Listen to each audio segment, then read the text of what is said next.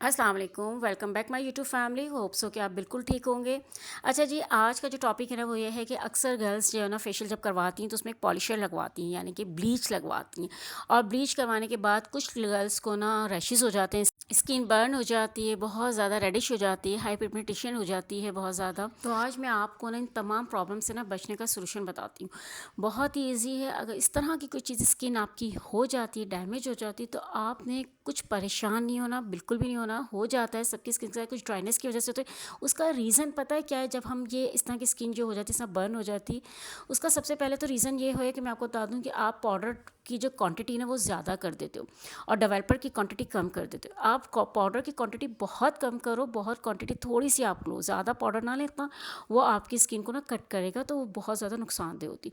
तो पाउडर की क्वांटिटी आपने कम करनी है और डेवलपर की क्वांटिटी आपने थोड़ी डबल करनी है, तो आपकी स्किन पे सही रहेगा। और उसका टाइम ड्यूरेशन आप सेकेंडली आप उसका टाइम ड्यूरेशन नोट करें कि 5 से 4 मिनट से ज़्यादा आपने 5 मिनट से ज़्यादा आपने आपने नहीं रखनी अपनी स्किन को ब्लीच।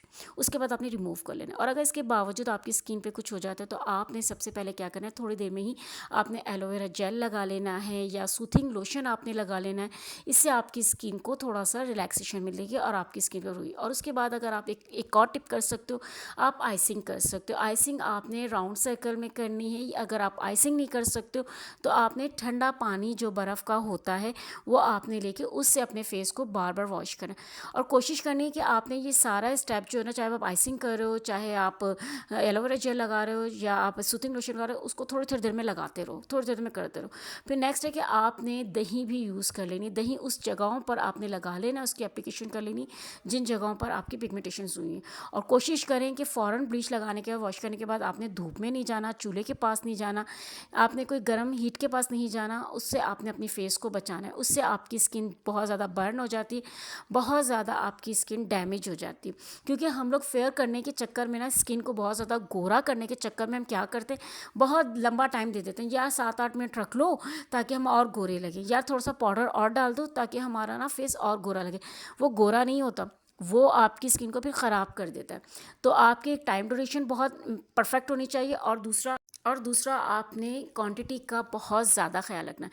बस आपने आइसिंग करनी है। अगर इस तरह का कोई प्रॉब्लम हो जाती है, स्किन ड्राइनेस की वजह से भी बहुत ज़्यादा आपकी स्किन को रैश हो जाते हैं, इस चीज़ का भी ख्याल रखें। पहले आप अच्छे से फेस को मॉइस्चराइज़ कर लें, उसके बाद थोड़े से आप पॉलिशर लगाएं।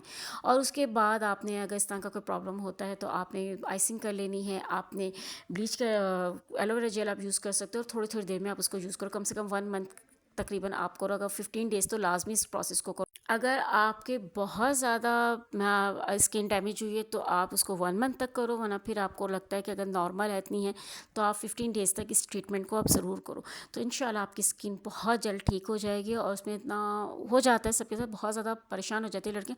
परेशान नहीं हो, बस उसकी केयर करें। अगर आप केयर के साथ आप ये काम करोगे ना तो आपकी स्किन सही रहेगी।